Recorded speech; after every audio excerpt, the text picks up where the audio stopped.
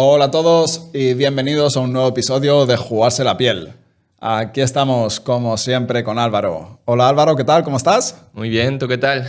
Todo bien, como siempre. Aquí Oye, andamos. antes de comenzar, Cuéntame. antes de comenzar con el tema Vale. de hoy, nada, quería pediros una suscripción, un like, un comentario. Ya sabéis que, como hemos comentado, en este 2026 tenemos un reto de llegar a los 50.000 suscriptores. Es un mundo por delante, pero oye, de los sueños se vive y esto no va a ser un sueño, sino que vamos a convertir entre todos este sueño en una realidad. Así que vamos a por ello. Y nada, dicho esto, ¿con qué vamos hoy? Hoy quiero lanzar un tema que va a ser el de los tipos de interés. Y quiero hablar sobre los tipos de interés porque son los que deciden cuánto vamos a pagar por nuestra hipoteca, cuánto vamos a recibir por nuestros ahorros, cómo de compleja va a ser la situación en cuanto a la inversión, y aún así prácticamente nadie los entiende realmente lo que son y de dónde vienen. Así que vamos a ver quién decide cuáles son los tipos de interés que tenemos actualmente, por qué suben, por qué bajan, cada cuánto se cambian. Todas estas cosas las vamos a tratar el día de hoy. Genial, sí, pues al final los tipos de interés no dejan de ser un poco el coste que tiene el dinero en el tiempo. Estos tipos de interés es un mecanismo, una herramienta súper poderosa para los sistemas económicos porque van a hacer que justamente puedan, mejor dicho, trabajar, hacer lo que ellos quieran, tanto tener una expansión como una recesión en el Estado o en varios estados, como puede ser en la Unión Europea. Dicho esto, la realidad es que no solo cambian los sistemas económicos con los tipos de interés, sino que es incluso el comportamiento del ser humano que también va a cambiar en función de estas fluctuaciones. Totalmente. Por ponerlo con otras palabras, realmente los tipos de interés va a ser el precio que pagamos por pedir dinero prestado, es decir, por utilizar dinero que no es nuestro. Correcto. O va a ser el dinero que nosotros vamos a poder percibir por prestar nosotros nuestro propio dinero, es decir, por tenerlo en cuentas remuneradas. A modo de ejemplo realista, vamos a ver, por ejemplo, una hipoteca, que sería el tipo de préstamo más conocido, es el que prácticamente todo el mundo en algún momento de su vida va a utilizar. Si ponemos números, una hipoteca de 200.000 euros a un 2,5% a 30 años, significa que vamos a pagar en esos 30 años un total de más de 85.000 euros, Sí. más o menos. Ese 2,5% no es inamovible. ¿Qué quiere decir esto? Quiere decir que la situación actual, con los tipos de interés que está imponiendo el Banco Central Europeo aquí en Europa, o la Reserva Federal en Estados Unidos, o cada uno de los bancos centrales en diferentes países o regiones, va a estar ligado a todas las hipotecas que cada uno de los bancos van a poder ofrecerte. Cuantos mayores sean los tipos de intereses, mayores van a ser los intereses de las propias hipotecas o de cualquier otro tipo de préstamo. Eso es. Por contra, va a suceder lo mismo. Y aquí quizá, si alguno de vosotros sois usuarios de Trade Republic, por ejemplo, que tiene una cuenta remunerada actualmente al 2%, si habéis sido usuarios desde hace más de un año, creo recordar, una cosa así, habréis vivido una bajada de tipos de interés en vuestra propia cuenta remunerada. Bueno, una cosa. Trade Republic, MyInvestor, cualquier banco, incluso Santander o cualquier banco que también te dé algún tipo de remuneración. Normalmente los bancos tradicionales te dan menos, pero simplemente puntualizo esto porque no nos patrocina nadie y Trade Republic es simplemente un ejemplo de las diferentes cuentas remuneradas que hay. Por supuesto, tienes toda la razón.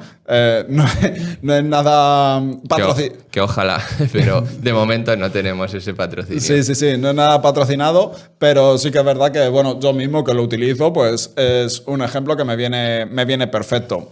Y se puede ver, se ha podido apreciar y es muy tangible el hecho de que hace cosa de un año o año y medio, una cosa así, el tipo de interés que te ofrecía la cuenta remunerada era de un 4%. Y actualmente está en un 2%. Y según vayan disminuyendo los tipos de interés el Banco Central Europeo, esta remuneración en nuestra cuenta irá disminuyendo. Correcto. Con lo que, si alguien en algún momento se imaginaba que este tipo de interés iba a permanecer al 2% para siempre, lo siento por romperos el sueño, pero la realidad es que esto no es inamovible y va a ir fluctuando con las decisiones que vaya tomando, en este caso, el Banco Central Europeo o cada uno de los bancos centrales de vuestros propios países. Sí, de hecho, con MyInvestor, la cuenta que tienes, puedes tener esa remuneración en dólares y en ese caso es de un 4%, justamente por lo que tú comentas, que el Banco Central Europeo tiene unos tipos de interés que no tienen por qué ser los mismos que en Estados Unidos, que en este caso no lo son. Pues en Estados Unidos /dólares te pagan un 4%. Entonces, bueno, cada diferente estado toma sus diferentes razones y formas de trabajar en función de lo que quieran conseguir y por eso mueven estos tipos de interés. Exacto. Entonces, bueno, como resumen realmente es justamente eso. Al final, tipos de intereses bajos lo que van a hacer es incentivar el consumo, incentivar ese apalancamiento en hipotecas, en préstamos al consumidor, en cualquier tipo de conseguir dinero barato, dinero que yo no tengo, me lo presta el banco barato, de tal forma que no me cuesta mucho devolverlo.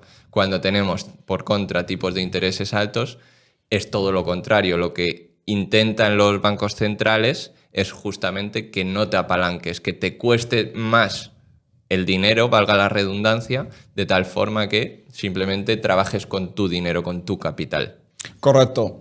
Aquí realmente la idea, desde un punto de vista macro, podríamos meternos en cosas muy específicas y realmente hay muchísimo detalle y muchísimo tecnicismo detrás de todo esto. Pero por hacer una explicación lo más simplista posible, que por supuesto va a tener muchísimo detalle por detrás y tal, por favor que nadie se piense que esta explicación va a ser súper detallada y yendo muy a la puntualización más específica. Pero la idea es que la economía va a tener diferentes ciclos. Cuando estamos en un ciclo expansivo, la gente tiende a consumir mucho y se puede endeudar porque también genera bastante y puede repagar esa deuda. Normalmente la deuda no es muy cara y bueno, te apalancas, te endeudas y sigues consumiendo. ¿Qué pasa? Al final, por la ley de la oferta y la demanda, cuanto más consumes, realmente para que la oferta llegue a cubrir la demanda, los precios tienden a subirse. ¿Qué pasa? Que cuando los precios suben de manera descontrolada, al final esto se acaba traduciendo ¿en qué? En inflación. ¿Qué pasa? Que una de las tareas principales de los objetivos que tienen los bancos centrales es controlar la inflación. Y para eso tienen diferentes mecanismos.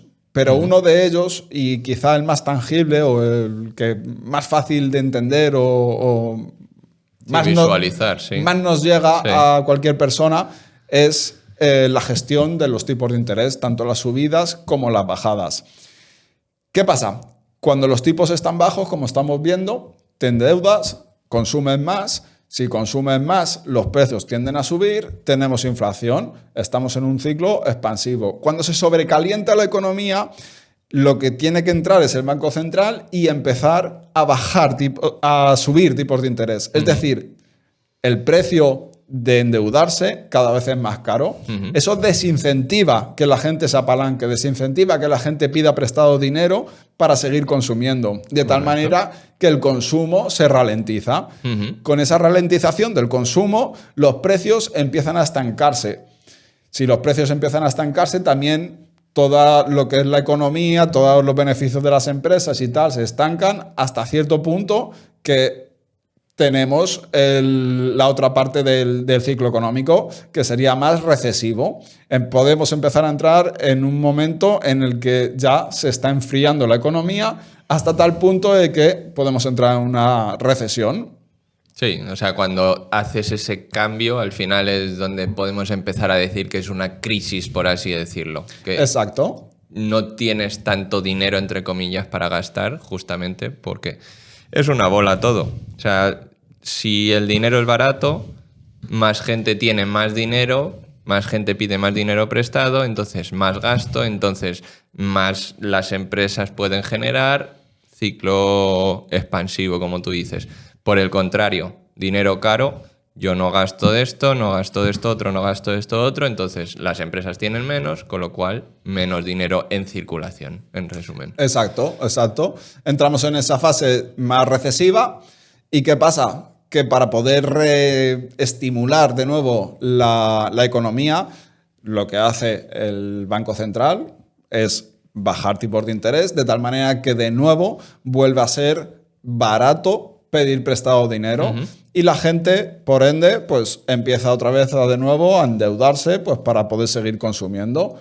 Vuelves a pedir una hipoteca o pides un préstamo para comprarte un coche o cualquier tipo de préstamo que puedas pedir para poder seguir consumiendo. Sí, aquí un ejemplo muy visual es justamente con el tema de las hipotecas, porque al final tenemos un montón ahora mismo, hay múltiples tipologías de hipoteca, pero por simplificar tenemos hipoteca fija e hipoteca variable. ¿Qué pasa con las hipotecas fijas? Al final todo se va a basar en los tipos de interés, ¿vale? Los tipos de interés son los que me van a decir, si yo quiero pedir X dinero, cuando yo te lo devuelva, que te lo voy a ir devolviendo mes a mes, te voy a devolver el dinero que te he pedido más ese extra que van a ser los tipos, entre comillas, simplificando, el tipo de interés, porque hay un extra que se lleva al banco, bla, bla, bla, bla. Pero el tipo de interés.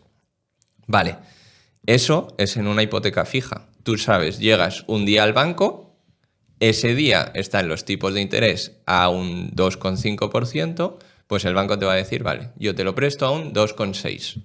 Y eso va a ser a lo largo de tus 30 años de la hipoteca, tú vas a pagar ese tipo fijo. Venga una crisis, vengan tiempos venideros y súper bien y los tipos de interés bajen al 0% como han estado, da igual lo que pase, tú vas a seguir pagando siempre un 2,6%. ¿Qué pasa con una hipoteca variable? Que es, pues, como su nombre indica, variable. ¿Y de qué va a variar? Justamente, en resumen muy resumido, por los tipos de interés. Si viene una crisis, los tipos de interés, ¿qué van a hacer? Van a subir. Estamos que no se presta dinero. ¿Qué te va a pasar a ti? ¿Cuál es el problema doble que vas a tener? No solo que estés en una crisis, sino que lo que tú estabas pagando de hipoteca, 500 euros, de repente se convierte en 800. Y el préstamo, o sea, el dinero que tú has pedido, es exactamente el mismo. Ajá, sí.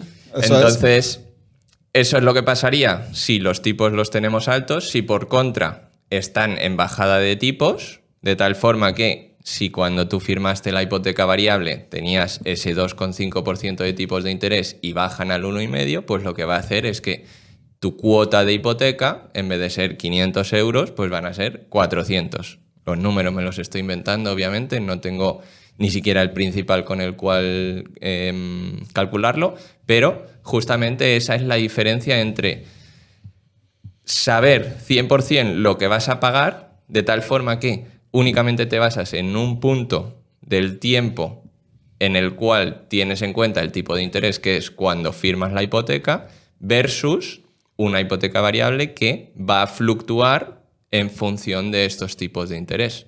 Eso es. Si esto cambiamos el enfoque y lo vemos desde el punto de vista de lo que sería la inversión bursátil, un error bastante común es el hecho de coger y decir, vale, como estamos en época de tipos altos, van los mercados o van a bajar o lo que sea. Y realmente, bueno, de hecho, durante el 2025, lo que ha estado pasando yo creo que ha sido bastante obvio. Sí. A ver, es un poco contraintuitivo, pero exacto. O sea, la teoría te dice que justamente si hay tipos de interés altos, pues el mercado debería estar más frío, pero a los hechos nos remitimos. El año pasado, pues nada más lejos de la realidad. Tipos de interés en Estados Unidos, todo esto hablando en Estados Unidos, altos, siguen estando altos y sin embargo la bolsa ha hecho, vamos, múltiples empresas han hecho récord en cuanto a valoración.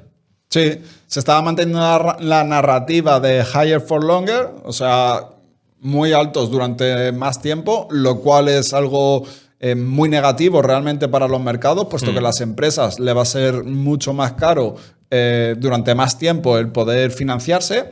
Y sin embargo, ha habido ahí ese contrabalanceo con toda la narrativa de la IA y toda la expectación que ha estado causando. De tal manera que el SP500 realmente ha hecho nuevos récords. Sí. Es cierto que la concentración que había en el índice con todas las empresas tecnológicas era muy alta. Entonces realmente han sido estas empresas tecnológicas las que han hecho que subiera tanto el índice, pero la realidad es que esa mentalidad de tipos de interés altos, malos mercados, va a ir mal la bolsa realmente, no se está cumpliendo y no tiene realmente por qué cumplirse. Sí, no tiene no es que una tomarse... correlación exacta. Sí. Eso es. Dicho esto, sí que es verdad que todo va a depender en el plazo en el que lo estemos viendo. Nosotros mismos, cada vez que hay ese meeting de la Fed, de la Reserva Federal, que se llama FOMC, la decisión que toman el presidente de la Reserva Federal suele mover los mercados. Eso es así. Y cada vez que suben tipos, la bolsa tiende a subir en el muy corto plazo. O sea, cada vez que suben tipos, la bolsa tiende a bajar en el muy corto plazo. Y sin embargo, cada vez que los bajan, pues hacen el efecto contrario, también en el muy corto plazo. A corto plazo tiene sentido esto que estábamos comentando. Sí que tiene esa pequeña correlación de sube tipo, baja bolsa, baja tipo, sube bolsa. Pero a muy corto plazo, como tú bien dices. Y más aún teniendo en cuenta el estadio actual de también esa guerra que existe entre Jerome Powell, o sea, el presidente de la Fed, con Trump. Que básicamente Trump quiere que la bolsa suba a cualquier costa y que los tipos de intereses sean bajos para poder financiar su deuda al precio más barato posible. Versus, pues, Jerome Powell, que tiene sus directrices y quiere que las cosas funcionen como él cree que deben de funcionar en su banco central. Exacto, exacto. La cosa es que nosotros, como pequeños inversores, tenemos que tener claro cuál es nuestro horizonte. Y el horizonte es el largo plazo. Todas estas fluctuaciones que hay en el corto plazo no dejan de ser ruido. Realmente creo que es un error querer estar prediciendo qué va a hacer la Reserva Federal o el Banco Central Europeo o lo que sea, porque nosotros, si estamos apostando a 10, 15, 20 años vista, realmente estas pequeñas fluctuaciones se van a quedar en absolutamente nada, son solamente ruido. Sí. Y ese es el enfoque realmente que tenemos que tener, con lo que sí, es importante. O sea, puede tener impacto realmente en nuestra vida como personas individuales, claro.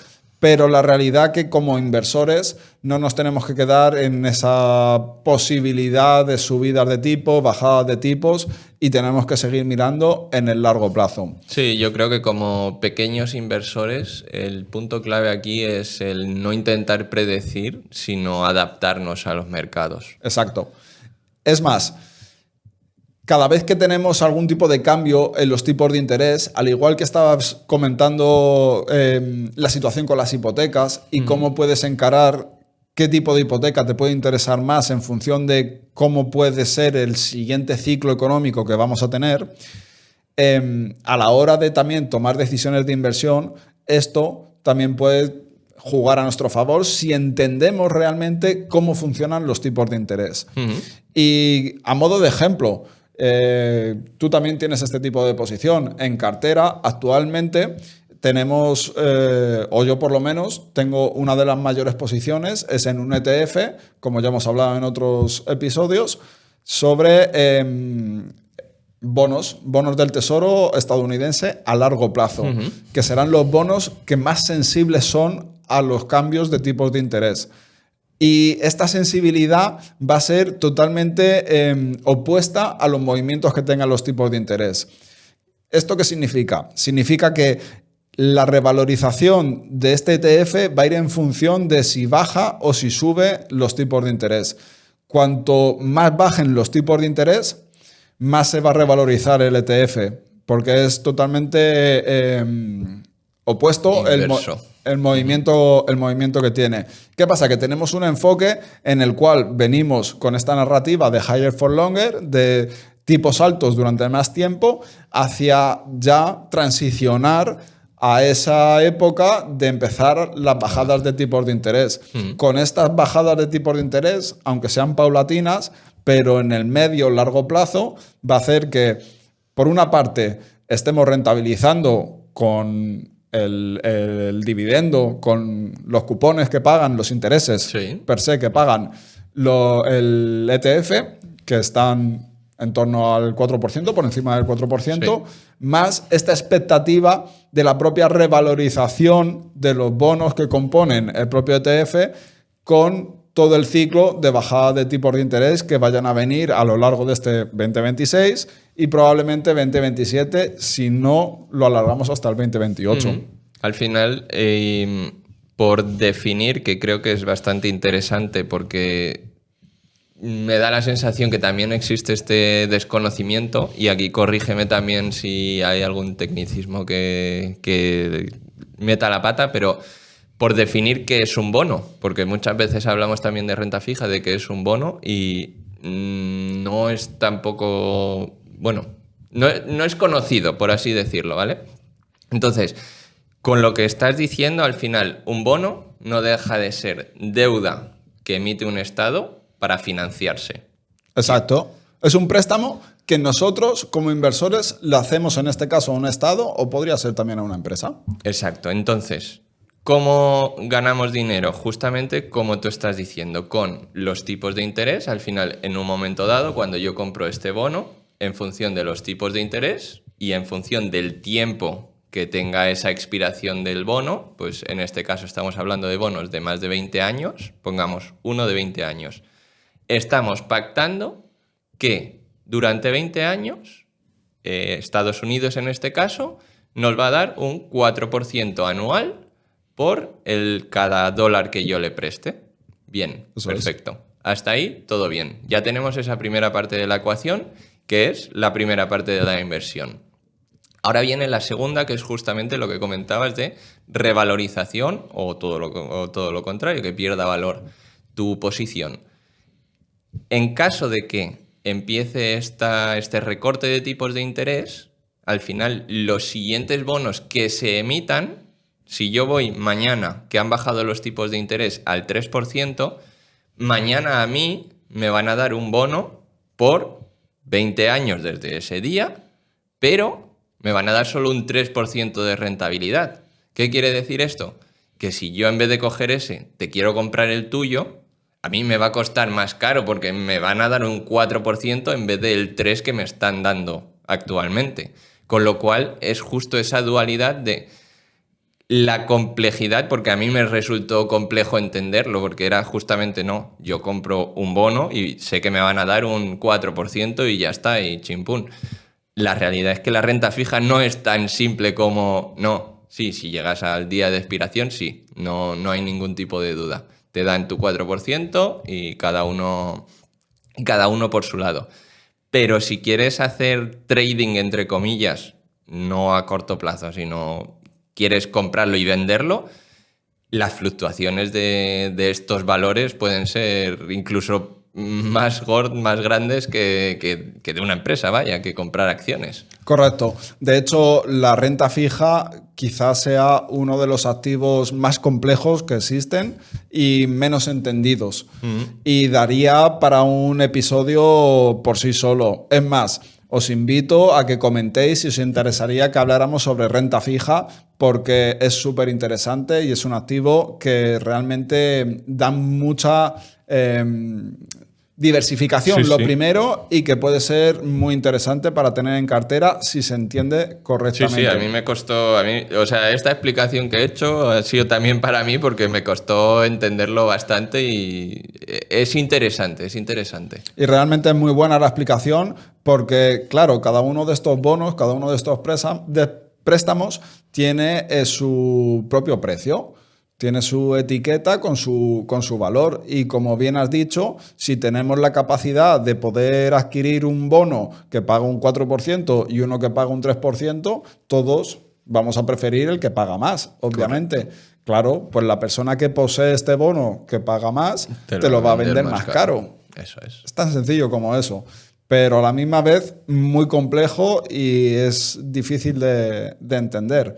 Pero bueno, todo esto también, volviendo otra vez al inicio, se va a ver influenciado con los tipos de interés, porque cada vez que, sobre todo, los estados se financian, su manera de financiarse o simplemente lo que van a estar obligados a pagar para poder financiarse no solo va a estar ligado a los tipos de interés que estén estableciendo los bancos centrales, sino que también va a haber otros inputs dentro de esta ecuación para poder calcular cuánto van a pagar. Pero bueno, lo importante es que tengamos este concepto general de por qué se mueven los tipos de interés, que es la manera de poder calibrar y poder mantener una estabilidad dentro de las fluctuaciones que tiene la economía, y cómo esto tiene un impacto, como hemos visto, en nuestras vidas, desde poder pedir una hipoteca, un préstamo para comprar un coche,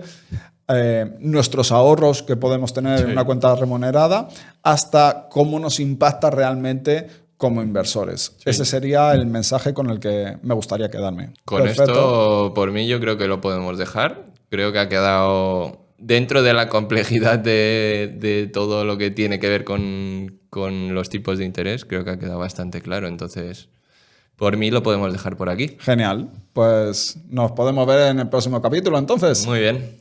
Muchas gracias. Hasta luego. Hasta luego. Chao.